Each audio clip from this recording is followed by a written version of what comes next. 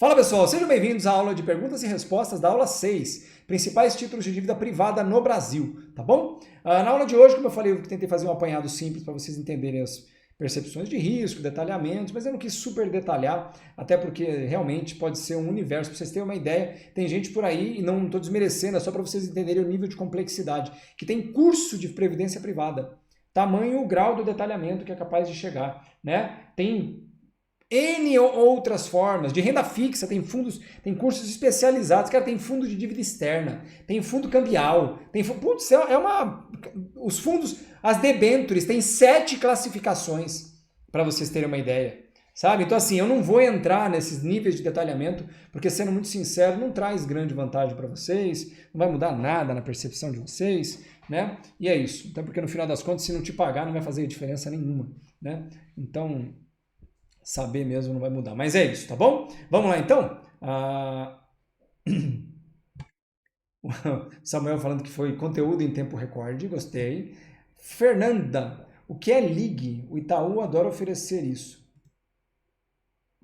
Não sei. Não faço ideia. Eu sou correntista do Itaú, mas não...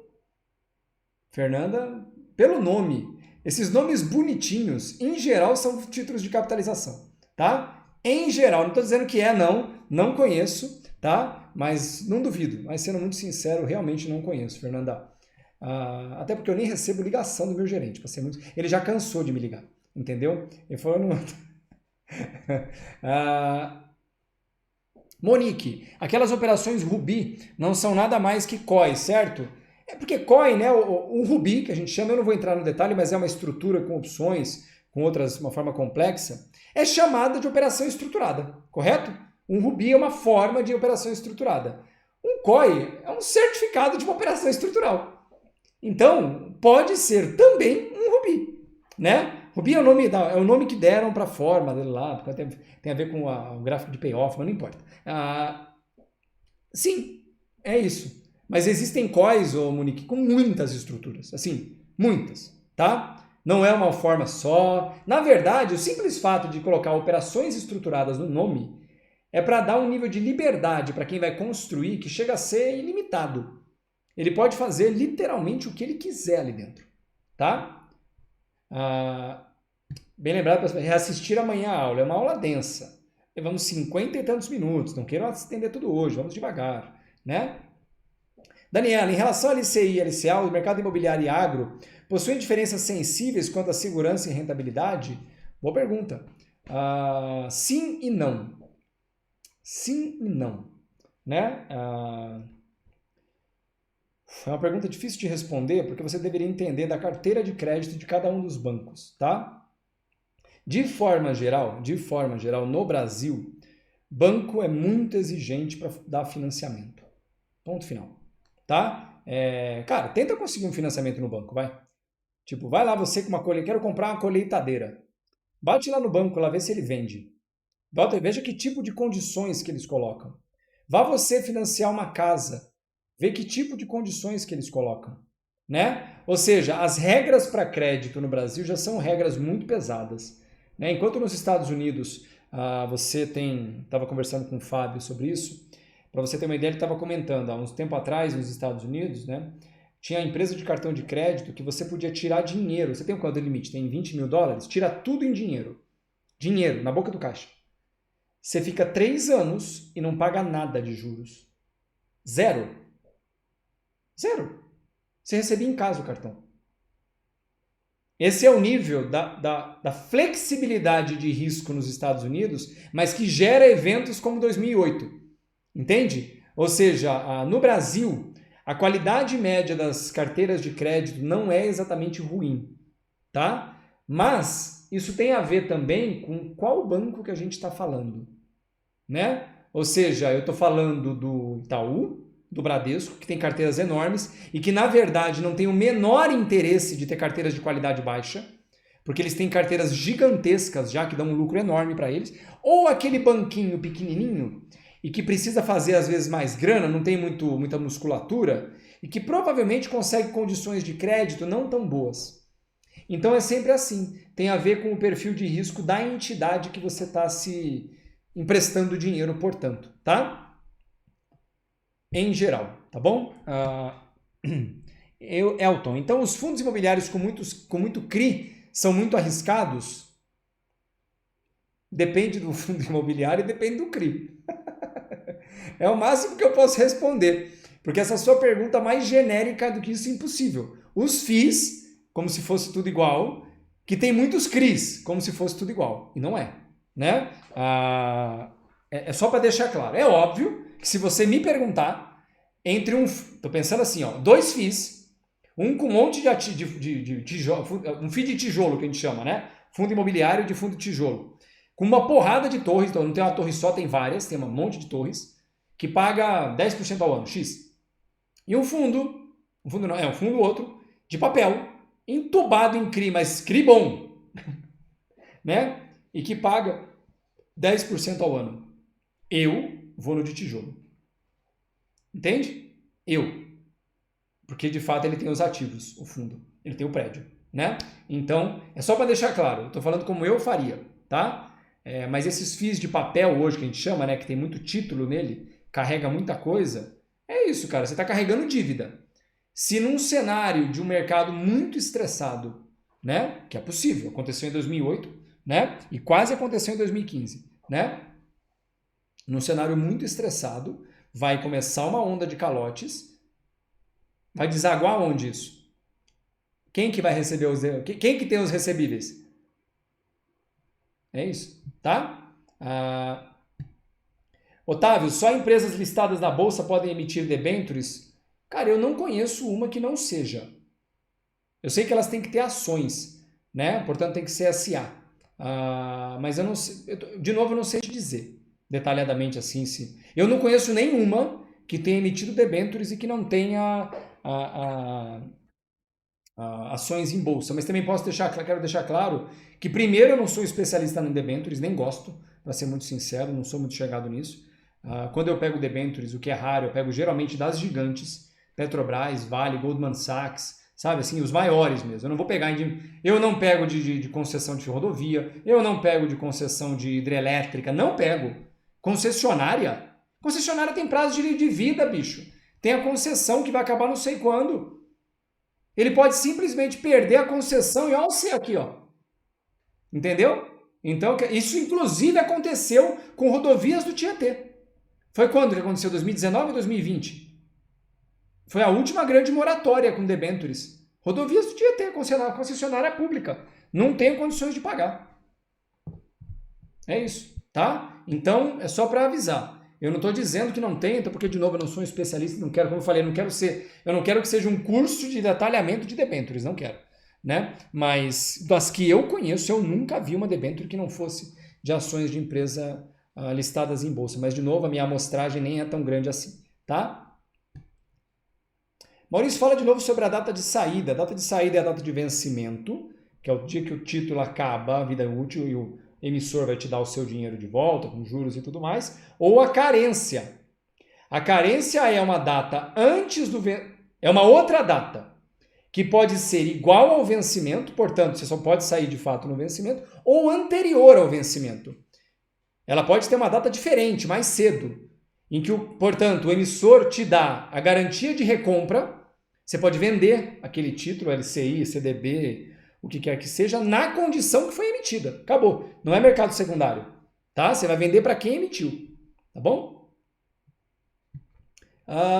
Guilherme, Maestro, quando você falou de fundos de investimento, você disse que o risco de crédito dos títulos atrelados aos fundos e também o risco do custodiante. É isso? Se sim, em caso de falência do banco custodiante, o fundo pode perder o dinheiro lá custodiado? Essa é uma boa pergunta, Guilherme. É bom lembrar. A maioria dos fundos tem uma obrigação de estar a maior parte, o tempo inteiro, com uma porção X% comprado. Comprado em quê? Depende. Os fundos de ações têm que estar com não sei quantos por cento em ações, né? Os fundos de renda fixa têm que estar com 80%, né?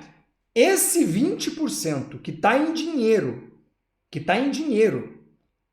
não está comprado, se o banco custodiante, que não é o gestor, tiver problemas, lembra, está em dinheiro, não está em custódia, um ativo na mão, um fundo, um título, nada. Está em dinheiro. Esse dinheiro pode ter problema.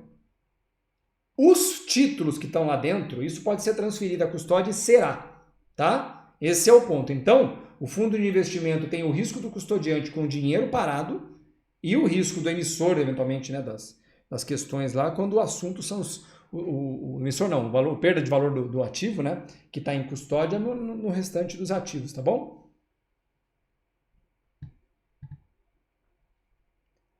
Daniela, sobre o FGC, o fato de haver somente 2% de liquidez significa que demora para receber ou que pode ocorrer de nunca se receber o que está garantido? Conhece algum caso no qual não houve o recebimento, o ressarcimento? O fato de ter 2% não diz respeito à velocidade. Eu vou supor um exemplo. Se um banco médio tiver problemas, já não tem dinheiro. É isso. O fundo garantidor só garante 2% do que está lá dentro. Se houver um problema sistêmico no mercado, onde existe um efeito em cascata de um problema mais sério, até 2% do valor lá dentro, num cenário hipotético, tá, o Daniela? Vamos supor que 100% dos fundos quebrem. 100% dos fundos. Tá? É só para usar um exercício de raciocínio aqui. Quebrou, todo mundo quebrou. Pronto. Você tinha quanto nos seus fundos? Eu tinha R$1.000. Você vai receber 2% dos R$1.000. É isso que vai acontecer. Você vai receber R$20. E vai receber mais do que isso, quão menor for o tamanho da quebra. Entendeu?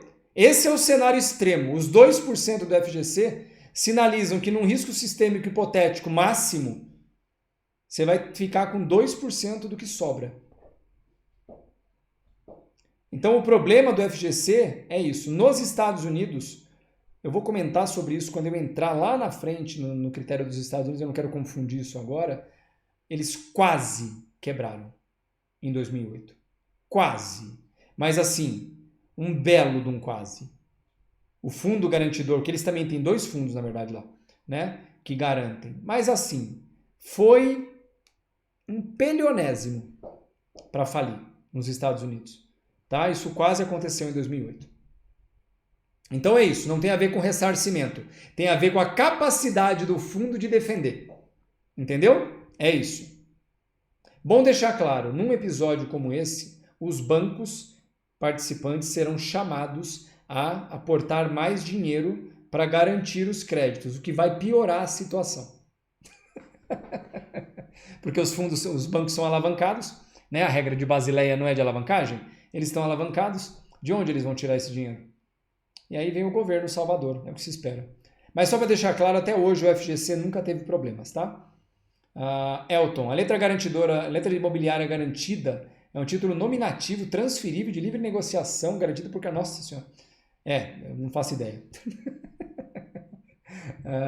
Alex, o CRI e o CRA você recebe mensalmente a rentabilidade acordada? Quando você diz que dá problema é dar rentabilidade negativa ou pode perder o capital? Pode perder o capital.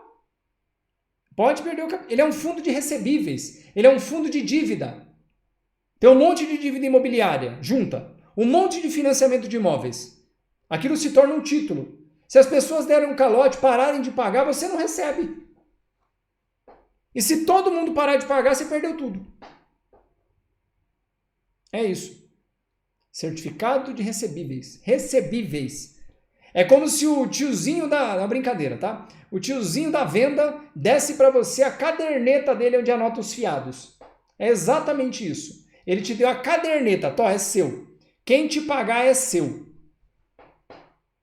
Entendeu? Você vendeu o carro pro tio da venda, ele não tinha dinheiro para pagar. Como pagamentos, ele te deu a caderneta dele. Entendeu? Ó, o que você receber é seu. É exatamente isso. Tá bom? Cláudio, ao meu ver, os fundos de previdência não fazem muito sentido. Seria melhor montar uma carteira de renda fixa e ir gerenciando. Cara, é assim, ó. Eu sei que em alguns cenários bem montados dá bom para algumas realidades, tá? Tive um amigo meu, Marcelo, meu amigo hoje que é um baita de um gestor, né? Ele era especialista nisso, ele me fez várias simulações que ele fazia na época. Então eu quero deixar claro que primeiro eu não sou especialista no assunto para poder falar, mas o meu amigo que me mostrou várias vezes por A mais B que num cenário de longo prazo, dentro de um planejamento adequado, escolhido um fundo de boa... Porque, de novo, fundo de previdência é igual a qualquer outro fundo. Tem os fundos bons e os fundos porcaria. Tá? Então, lembrando, fundo de previdência privada não é um balaio só. Tanto pelas classificações, mas principalmente por quem gere os fundos.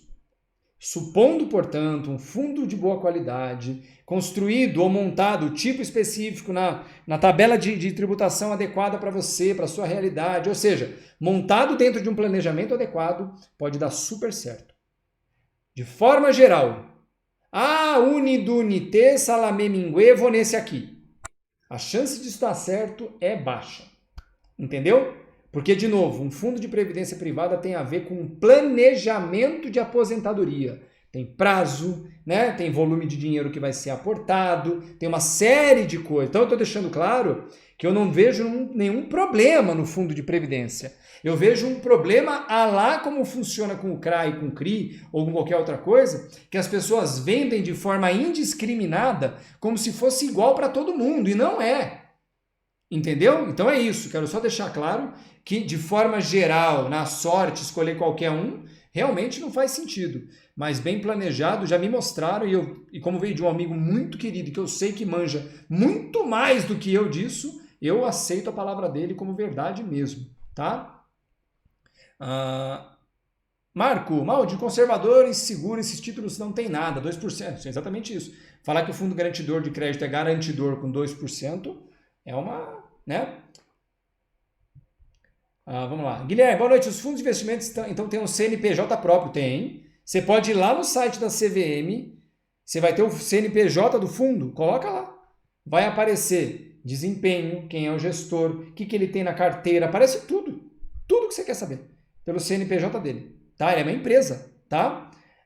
E dessa forma são independentes do banco que faz a custódia totalmente. Totalmente, eles não têm nenhum vínculo com o custodiante, nenhum. Eles têm uma relação lá de prestação de contas, essas coisas, mas o gestor do fundo não é o banco, é uma entidade lá, um cara lá, um grupo de pessoas, tá? É exatamente isso, tá? Se o banco tiver problema, seria só o BC, CVM mudar a custódia do fundo, é isso mesmo, tá? Muda o banco custodiante para algum outro banco e segue o jogo, tá? Mas como eu deixei claro, se tiver dinheiro parado na conta, o que a maioria dos fundos normalmente não fazem, tá? Diretamente cash parado é muito raro, tá? Às vezes fica parado no título público lá, mais baratinho, tipo Tesouro Selic, só para não ficar parado, para não ter esse tipo de risco, né? Do banco quebrar e o dinheiro que está parado vai embora, né? Ou ter risco de ir embora. João Almeida, um detalhe importante do FGC que me lembra que o limite de cobertura é 1 milhão, eu falei aqui, né? Do R$1 milhão. Daniela, é fácil de se obter informações sobre os riscos do CRA e do CRI? É uma obrigação de quem te oferta CRA, CRI, COI, mandar as informações, o prospecto, tudo bonitinho, tá? Para eles abrirem a captação, o COI, o CRA e o CRI, eles têm que mandar um calhamaço de papel para a entidade reguladora, para ela aprovar isso. E aí eles vão montar uma documentação para você poder olhar. Todos esses têm um documento falando lá, o fundo tem a lâmina, tem o regulamento, tem o prospecto, o CRADO, todo mundo. Ninguém capta dinheiro seu sem ter um lugar que diz claramente o que ele vai fazer, quem é o gestor, blá, blá, blá, tudo, tá? É uma obrigação de quem está te vendendo te ofertar isso, se você pedir. Ó, Monique, o CRI ainda tem que ficar ligado, às vezes, em diferença entre cota sênior, mezanino e júnior. Olha isso, velho. Que tem ordem de preferência para receber. Essa eu não sabia. Essa aqui eu vou ter que admitir que eu não sabia. É o meu nível é o que eu falei assim, na minha opinião, eu estou deixando claro que essa é a forma como eu aprendi há 20... Eu trabalho desde os meus 15 anos, eu estou com 42, faz 27 anos já que eu trabalho, né? Eu tive um chefe meu primeiro chefe. Ele disse isso para mim com 2 meses de trabalho. Eu era office boy na Praça da República em São Paulo. E ele recebia um monte de gente que ficava vendendo coisas lá para a empresa. Lá ele era comprador de Os materiais de marketing e tudo mais. Ele teve um dia que ele saiu de uma reunião que durou, normalmente levava 15 minutos, levou 3 horas e meia essa reunião. Ele saiu da reunião, a gente estava do lado de fora, todo mundo rindo já, né? Porque ele estava puto, a gente conseguia ver pelo vidro, né? Ele falou assim: deixa eu ensinar uma coisa para você. Toda vez que alguém precisar de 1 hora e meia para te explicar por que uma coisa é boa, tome cuidado.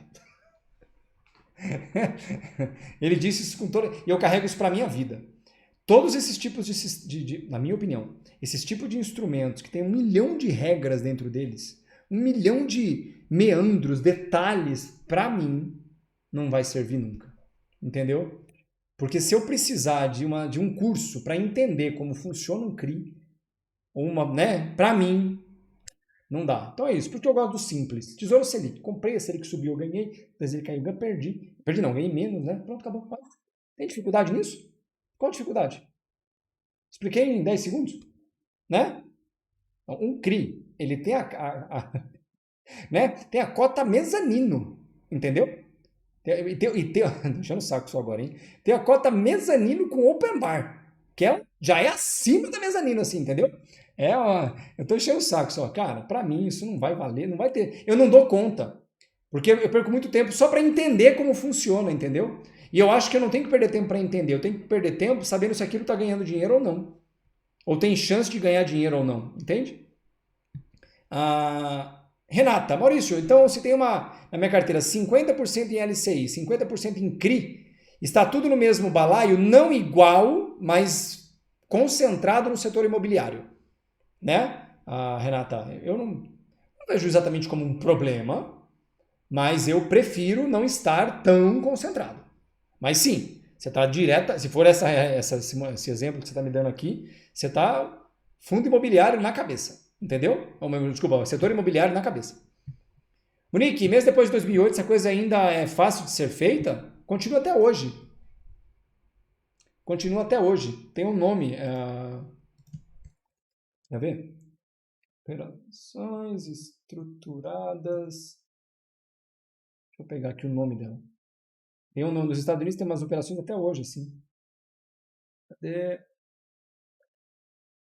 Não vou lembrar agora o nome dela, tem que entrar agora rapidamente. Mas eles têm um nome lá nos Estados Unidos que a gente basicamente copiou a estratégia deles. É igual, tá? E sendo muito sincero, tá? Não é exatamente um problema isso, né? Você colocar tudo no mesmo balaio, né? O problema, de novo, de quem que é o problema? Na verdade, de quem que é o erro? O banco colocar um monte de lixo na mesma caixa e tentar vender, ou de quem compra? De quem que é o erro? Sendo bem sincero.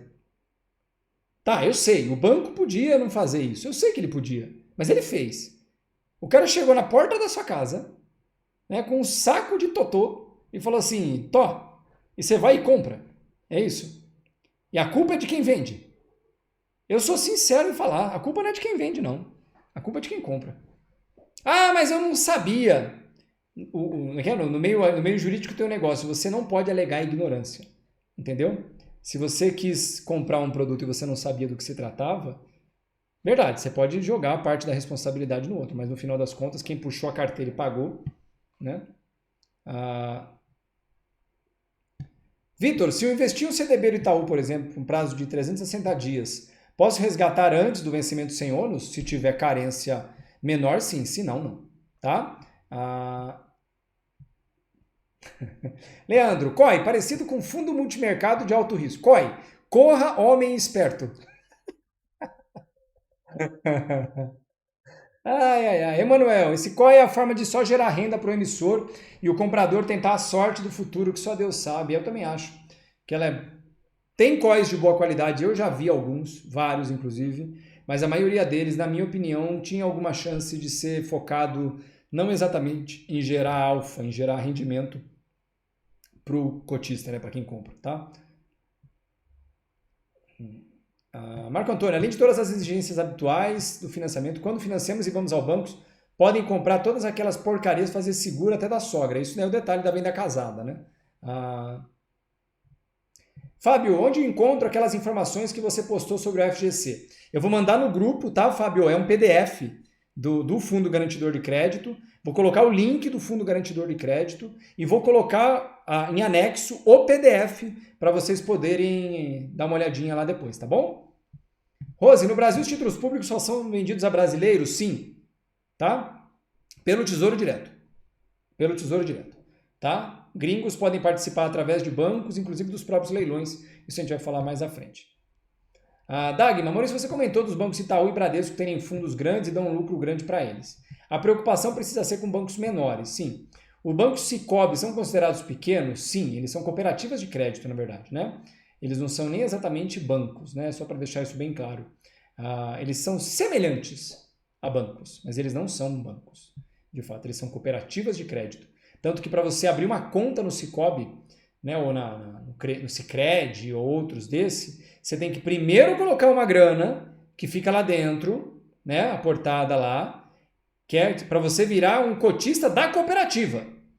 E depois você pode usar os serviços de crédito que a cooperativa oferece. Então, estou deixando claro que não é um banco. Ainda que tenha, obviamente, uma regulação muito próxima. Apesar que a maioria dos clientes sejam ligados ao agro, ou isso não interfere em nada? É difícil responder de uma forma direta, viu, Dagmar? Eu não conheço as questões de nota de crédito do Sicoob ou do Sicredi, mas assim, só numa questão de tamanho. Não dá para comparar o Sicoob com o Itaú. Entende? É isso. Não dá. Não dá para comparar o Sicredi com o Banco do Brasil. Entende? Então, comparativamente, uma comparação direta só. Não estou entrando em mérito de julgamento de valor, de detalhes, não. Tamanho. Banco do Brasil, Itaú, pá! Sicoob, Sicredi, aqui embaixo. Entende? Tipo, não são exatamente os menores, até porque são grandes hoje, esses dois são cooperativas bem grandes, né? Mas não são comparáveis em tamanho e risco, obviamente, dos maiores bancos desse mercado, tá bom? Mas, de novo, volto lá na aula de rating de crédito. Liga lá no seu gerente ou entra no site do Sicoob, lá do seu banco, e procura sobre dados de risco do banco, tá? Pede para o seu gerente, eu queria saber como é que é a nota de risco de crédito do Sicoob, quero ver. Pergunte a ele. Onde é que eu encontro essas informações de risco de crédito do banco? Né? Pede para ele te informar e vai lá fuçando. E você que não está... Para todo mundo aqui, vai lá no seu banco e pega isso. Né? Vai na sua gestora, por exemplo, pede lá. Tá? Respondi sua pergunta, Dagmar? Espero que tenha respondido. Ai, que bom, que ótimo. Fernanda, na época do Lava Jato, muitos fundos de previdência perderam barbaridade ao ponto de comprometer o futuro dos cotistas. Tais como Postales, eles não são fundos de previdência. Tá? Não. Eles são outro tipo de fundo. Chama fundo de pensão. É outra coisa. O fundo de pensão é um fundo gigante, normalmente ligado a algum grupo profissional, como você falou, Postales do Correio, Petros do Petrobras, Previ do Banco do Brasil. Então, normalmente são fundos muito grandes, ligados diretamente a alguma classe de trabalho, alguma coisa assim, tá? Mas eles não são exatamente fundos de previdência. Eu não posso comprar Previ, por exemplo. Eu posso comprar Previ do Banco do Brasil? Não. Né? É para funcionários do Banco do Brasil. Entendeu? Então são fundos em tese, fundos de previdência, mas na verdade, como eles já começam com uma base enorme de clientes, porque são os funcionários de grandes empresas, eles já começam num outro nível e tem um detalhe. Em países sérios, que claramente não é o nosso caso, fundos de pensão, falei isso nas aulas anteriores, né? Os fundos de pensão, na maior parte dos países, só podem comprar títulos do tipo investment grade. Não podem comprar nada diferente disso, de grau de investimento. Não podem. Tá? No Brasil. No Brasil, nem sempre, né? Eu nem sei, para falar a verdade, se fundo de pensão tem uma regra tão estrita. Mas eles são fundos de pensão. Uma das formas pelo qual eles remuneram o seu capital, como é que eles fazem? Eles vão financiar projetos de infraestrutura. Né? Entendeu? E aí o projeto não dá em nada, aquele rio de dinheiro que foi gasto, foi para onde? Pro rio mesmo, né? Foi, foi pro Rio, né? É isso. É.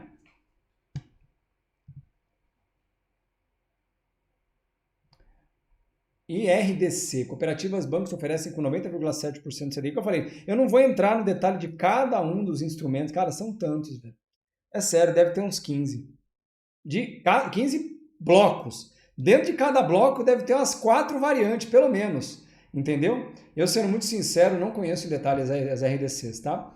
Jaci, as vantagens do Fundo de Previdência seriam por conta da assunção de patrimônio, não cobrança do TCMD, que é a tarifa causa-mortes, que é a causa de morte lá, né? E não ter come-cotas. Fora isso, seria um fundo, que eu falei, seria um fundo de investimento como um outro qualquer. Ele é um fundo de investimento como um outro qualquer. Tem um gestor que vai escolher o que vai comprar dentro das regras do fundo e tudo mais. Essas vantagens que eu falei tributárias, é o que eu falei. Eu não quero entrar em detalhes específicos porque foge muito para mim, tá? Mas é isso. Você pode ter questões tributárias no caso de sucessão, para não pagar o imposto sobre causa-mortes. Não tem o tal do come-cotas, que é um imposto prévio. O fundo de investimento paga come-cotas a cada 6 meses. Putz, cara, é isso. Dá para fazer uma bíblia sobre o tema, entendeu? A gente pode ficar falando aqui, sobre o tema, né? E como diz um amigo meu, pode ser que você saiba tudo do fundo de investimento e mesmo assim coloca num fundo que não vai ganhar dinheiro, entendeu?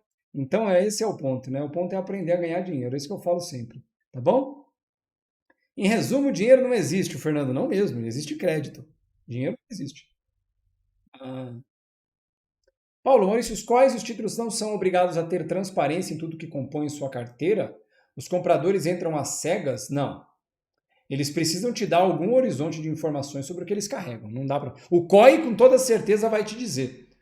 É relacionado ao SP500. Se ele tiver do preço tal ao preço tal, você vai ganhar tanto, porque ele faz isso, porque ele tem opções chama de strikeout. Abaixo disso você não perde. É o capital garantido, mas esse dinheiro que na verdade o banco que vendeu o COI para você não comprou ação nenhuma. Ele pegou o seu dinheiro e foi fazer outra coisa com o dinheiro e fez umas operações com opções puras. Gastou uma fração do dinheiro, entendeu? Então tá lá, entendeu? O CRI vai te dizer qual é a carteira o rating da carteira de crédito ou alguma coisa do tipo, tá? De novo, pergunte.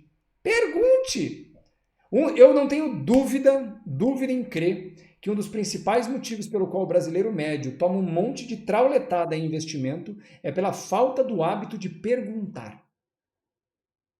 Tá na dúvida? Pergunta. Ô amigo, o que tem nesse negócio aí? Entendeu? Vou colocar, mas eu tenho só 100 reais. Será que ele vai me responder? Ele tem a obrigação de te responder. Obrigação regulatória e legal de te responder. Então, na dúvida, pergunta. E se a resposta não for boa, ou não for completa, ou não for satisfatória, sabe o que você faz? Não entra. Ponto. Você não tem obrigação. Esse é o ponto. A hora que o fulano te ligou para te vender o COI, ô fulano, pô, legal isso aí, pô, legal. O que tem nesse COI aí? Explica para mim. Não, obrigado. Acabou. Entendeu? Você não morre por fazer isso. Então, eu honestamente acho que boa parte dos danos que essa sequência de anos que esses títulos foram vendidos tem muito a ver com isso. É um fio do bigode que não existe. Não, é porque eu acredito no meu assessor. E quero deixar claro que eu não tenho nada contra o assessor. A minha pergunta é, você conhece o assessor? Você conhece o pai dele? A mãe dele? A família? Vocês já saíram para jantar? Você já foi na casa dele? Né? Você estudou com ele na faculdade? Não. Então você não conhece ele. Né? Então, de verdade, não crie sobre essa pessoa uma aura de amizade que não existe. O gerente do banco não é seu amigo. Não é. Ele pode ser um cara boa praça, mas ele não é seu amigo. Né? Seu amigo é seu pai, sua mãe, alguém que você conhece há muito tempo. Né? Pessoal, desculpa dar essa desabafada aqui, mas é que às vezes eu ouço umas coisas, eu falo assim, não, mas é que, cara, o cara é super legal. O AI é super legal. O gerente, cara, o cara 10. Ele me ligou um dia, ele falou, eu tenho uma cota, isso aqui é típico, eu tenho uma cota. Já era para ter acabado, já estava tudo vendido. Aí eu lembrei de você. de uma cota aqui, de um fundo, de um negócio. Mas eu lembrei, ó, é pra você, velho. Ó, e outra, você tem 1 minuto para decidir porque eu tenho que fechar. Vendeu. Entendeu? É isso. Então, é só isso. Se o cara vai falar assim, mas que você tem 1 minuto para vender? Pô, obrigado, cara. Eu não consigo entender em 1 minuto. Não vou nem tomar seu tempo, obrigado. Por isso que meu gerente já não liga. Ele já fez várias dessas. Eu falei assim, porra, cara, não vai dar então. Não tenho tempo, cara. Não dá. É muita coisa, é muito difícil. Eu não entendo essas coisas. Entendeu? É isso. Ah, é. Desculpa, pessoal. Foi quase um desabafo nesse aqui. Existe título de dívida privada de boa qualidade? Claro. Ué. É sempre uma questão, Edson Pedroso, de referência. Você não pode misturar bananas e maçãs. Ah, Maurício, qual que é melhor? Um LCI do Bradesco ou um CDB do Itaú? São coisas diferentes. Coisas diferentes. Tá? Então, CDB financia empréstimos gerais do banco. LCI financia investimentos ou financiamentos imobiliários daquele banco, isento de imposto de renda. Pronto. Então você pode comparar coisas iguais. Maurício, tem um CDB de 100% do CDI do Itaú, liquidez diária. Tem um CDB de 100% do CDI, liquidez diária do Banco Inter. Qual que é melhor? Do Itaú. Porque é um banco mais forte. Entende? É sempre isso. A comparação é sempre entre realidades efetivas. Muita gente fala assim, Maurício, essa pergunta que você fez é muito comum, né? Maurício, qual que é melhor, esse ou aquele? Você não me disse qual é o título, você não me disse qual é o vencimento, você não me disse nada. Então você precisa saber o que você está falando. Para você fazer uma comparação, você tem que saber exatamente quais as duas coisas que você está comparando. Só com essas duas informações completas, com base nessas informações que a gente está construindo, você vai formar um cenário bem montado. Tá bom? Olha lá, o Fábio já mandou ali o relatório semestral. Obrigado, viu, Fábio? Eu vou mandar depois lá no grupo de qualquer forma, mas brigadão, viu? Marcelo Loureiro, entendo que num exemplo, se os mutuários de um condomínio gigante com VGV 100% financiado, tô falando, é sigla atrás de sigla, é uma sopa de letrinha isso aqui, tiver problema na construção e depositar as prestações na justiça, quebra o CRI. É porque é isso, né? Se ele tem, o cara construiu, né? Vendeu tudo financiado, a torre inteira financiada, né? Sim. Quem tem que pagar, não pagar, deu ruim, velho. Deu muito ruim. Entendeu? Simples assim. É a caderneta. Se o cara da caderneta que tem o nome lá e o dinheiro não pagar, azar o seu que tá com a caderneta, amigo. Entendeu? Guilherme, qual o benefício de um grande banco ou corretor oferecendo títulos ruins aos clientes? Melhores margens de comissão? Cara, é assim, ó. A gente vai chegar nessa conversa, tá? Eu tive, não tenho mais, eu fechei. No fundo de 2020, eu comprei uns ETFs nos Estados Unidos, eu não vou entrar no detalhe ainda, tá? De títulos ruins. Entrei. High yield. Entrei. Pequenininho, entrei. Então, o problema não é o título não ser bom. O problema é você não saber que é bom, que não é bom. Primeiro problema, você não sabe que não é bom.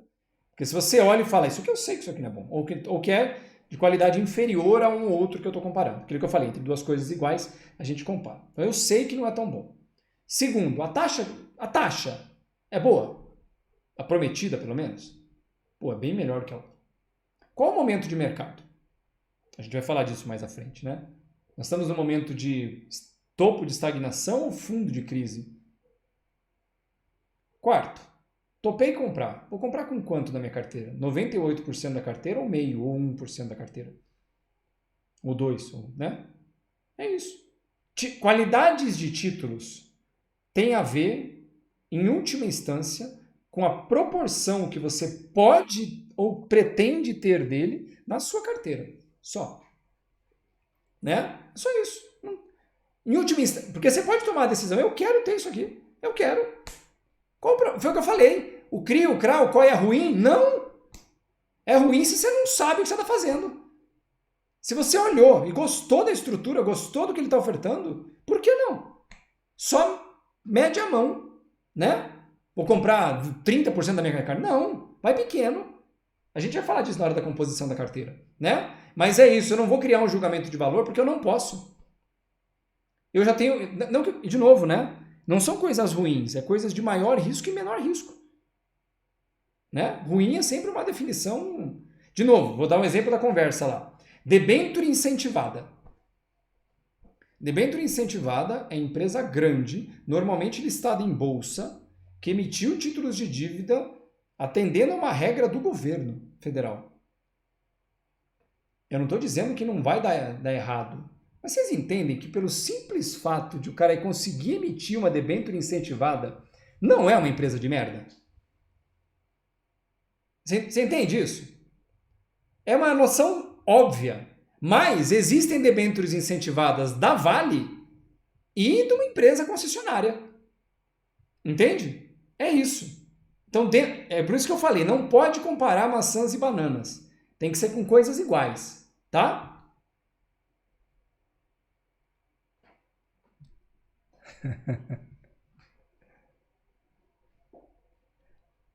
Geraldo, uma LCA de emissor seguro por pagando 95% do CDI com carência de 90%. Não é bem melhor que o Tesouro Selic? Defina bem melhor, né?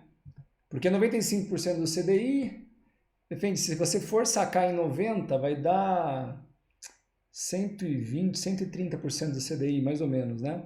Atrelado ao risco do Banco do Brasil. É bom, é um título bom. Se você me parece assim, olhando friamente, tá? Não sei detalhes específicos, me parece um título bom. Melhor que o Tesouro Selic? Volto para a pergunta. LCI, Tesouro Selic, são iguais? São iguais? Não, não são iguais, são diferentes. São propostas diferentes, certo? Um tem liquidez diária, risco soberano, né? Vai pagar menos mesmo, é muito melhor que o do Banco do Brasil no perfil de risco, muito melhor, né? No perfil de risco do Banco do Brasil, mas paga menos, exatamente por tudo isso. Entende? Ou seja, dentro da composição, você vai alocar frente ao que você quer ter de perfil de risco. Entendeu? A gente vai falar disso mais à frente, no ano que vem. Pula 7 ondinhas primeiro, depois a gente conversa. João, o detalhe que eu chamei da atenção do fundo do FGC refere-se ao tempo de restituição, que é 4 anos para 1 milhão. Ah, entendi, 4 anos, tá certo. Se você recebeu hoje 250 mil, tem que inteirar 1 milhão em até 4 anos. Se você recebeu 1 milhão hoje, daqui 4 anos você vai ter a próxima cota. É bem lembrado isso aí também. Está lá nos detalhes do fundo de garantia. Olha aqui, é cheio das regras, meu amigo. Para garantir 2%, é sensacional. É fantástico. É fantástico. É tudo que eu posso dizer, entendeu? A regra dos 4 anos passou a valer depois de 2017, quando mudou a regra do FGC. Porque antes a regra era outra. Não tinha esse 1 milhão aí que eles tinham agora. Até isso. Olha lá, as cooperativas. O Rafael tá falando, eu não sabia, hein? Ó. As cooperativas não fazem parte do FGC. Por isso que eu falei, elas não são bancos. As cooperativas não são bancos, tá? Boa noite, Maurício. Tem um COI XP, Bolsa Americana bidirecional. Entrei em junho de 20, por enquanto tá 37%. Aí, ó. Atrelado ao SP500. Pô, 37% até SP500. Aí o que eu falei agora, Daniel, o que eu olharia nisso, por exemplo? Qual o limite de ganho? Qual o prazo? Na verdade, a maior parte dos problemas nos CRIs, CRAs e COIs tem a ver com prazo, muito mais do que qualquer outra coisa, tá? CRI, CRA de 8, 10 anos é mato, tá? É tipo, cara, é muito, tá? Então, você vê, 37% ele tá atrelado, de bidirecional para cima e para baixo, né? Ganha com SP500, olha, me parece um COI bem estruturado. Tá vendo? Acabou de citar um exemplo aqui, ó. O que eu posso falar ruim do negócio desse? Nada. Pô, depende, mas Maurício, esse COI é 2028. Putz, grilo. Aí já, entendeu? Pô, 2028 é muito tempo, né? Ou seja, aí já vou... Mas, de novo, isso quer dizer que o COI é ruim? Não. Mas na hora de avaliar ele, dentro da construção da nossa carteira, a gente vai ter ativos com horizontes mais curtos, médios e mais longos de prazo. Nos mais longos, aí eu vou dividir e vou colocar um desses se eu quiser. Entendeu? Vocês estão entendendo onde a gente já está chegando aqui, né? Eu estou tentando avançar do melhor jeito possível. Rogério, tem que fazer um aporte inicial nos bancos cooperativos, é o que ele está falando lá, né? Ah, Olha, Elaine, sou da FUNCEF, que é o Fundo de Pensão da Caixa Econômica Federal, salvo engano, e a ingerência política foi a causa de rombos gigantescos. Estamos pagando até hoje. Todos eles, FUNCEF, Petros, Postales, Previ, todos eles, é uma pena. Fundo de pensão vive dando problema, é a chuva de gestor público, isso é uma desgraça, cara. Porque geralmente o fundo de pensão é de empresas ou mistas ou públicas, né? Estatais. E aí já viu, né? Eles têm garantia de posições no conselho. Putz, Maurício, o Claudio Zanotelo, muito obrigado pela aula. Como sempre, estava boa. Até amanhã no Boteco. Valeu, cara. Obrigado, viu?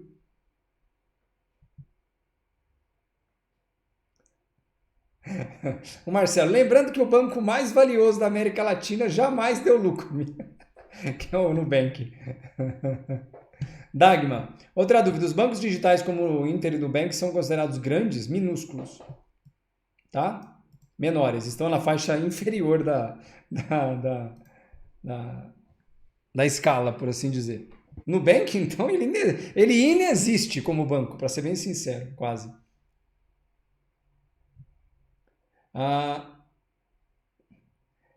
Fernanda aqui. Estou lendo aqui também os comentários no chat, eu não estou vendo aqui. Agora foi. Rogério, ao avaliar duas instituições, a ideia seria avaliar o potencial do quanto aquelas instituições que está prometendo determinada rentabilidade consegue cumprir a promessa? Sim, diz respeito à possibilidade de problemas do banco. Quanto menor o banco, menor a carteira, pior a taxa de risco dele lá, a nota de risco, porque diz respeito às agências de rating lá, Moody's, Standard & Poor's e a Fitch, eles pegam a carteira de crédito dos bancos, avaliam essa carteira, com base na carteira eles vão compondo a nota de crédito. Entende? Então é isso, tem a ver com isso. E é exatamente isso então, tá? Bancos maiores, normalmente, isso não é uma regra, têm, em tese, melhores condições de solvência do que os demais, né? Em geral. Monique, igual um amigo meu que entrou na pirâmide de Cabo Frio, pagava 10% ao mês, mas entrou sabendo que era pirâmide. É isso. É bem verdade, né? Que eles falam que você entrou no começo da pirâmide, você tem chance. Eu sou totalmente contra isso, mas é verdade. É risco, ele sabe, né? Mas ele tá lá, né?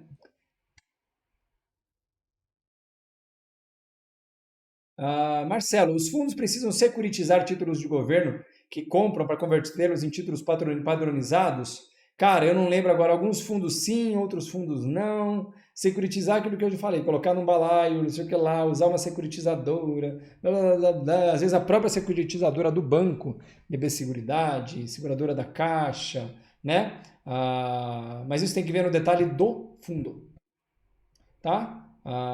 O Daniel está falando que o COI dele é de 5 anos e meio. Não é curto, né? 2020, você já está 1 ano e meio quase, né? Tem mais 4 aí pela frente aí. De novo, eu não gosto de 5 anos e meio, eu acho muito, tá? Mas, de novo, é uma opinião. Eu sei lidar com o mercado, eu sei operar no mercado de ações, né? Ou seja, eu tenho um nível de conhecimento que me possibilita não precisar disso. Mas aí eu volto para o básico, né? De repente um cara que não sabe, que não, né, que tem dificuldade, será que para ele não vale? Acho que vale. Ou pode valer, pelo menos, né? É isso. Eu não fiz essa aula no sentido de demonizar nada, né? Eu lembro sempre, você, em última instância, é 100% responsável por todo o ônus e bônus das decisões que você toma. Com o seu dinheiro, então, mais ainda, porque tem outros, às vezes, seu marido, sua esposa, seus filhos, seus netos, que dependem disso e dependem da sua decisão bem tomada. Se você toma uma decisão de entrar num ativo como esses, que eu citei alguns deles, e você não faz ideia do que está fazendo, a responsabilidade não é do banco, é sua. Tá? Sendo muito sincero, eu sei que vai ter gente me xingando depois dessa, mas a vida é assim, né? Deixa eu ver aqui. Então agora é só comentário. E é isso, pessoal.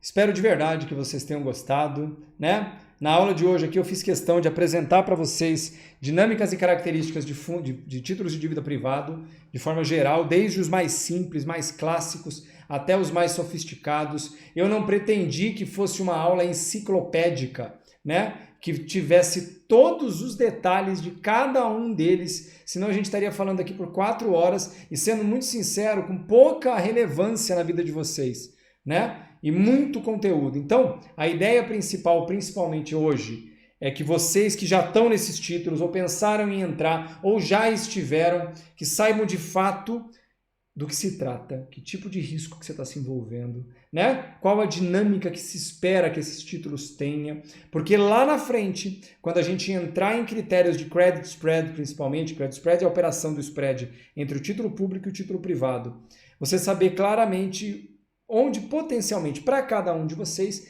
tende a ser melhor ou pior você se alocar ou alocar o seu dinheiro dentro da sua carteira, tá bom? Eu faço uma breve pausa para o vídeo e a gente volta a se falar, tá bom? Pessoal, é isso então. Voltamos na próxima aula, viu?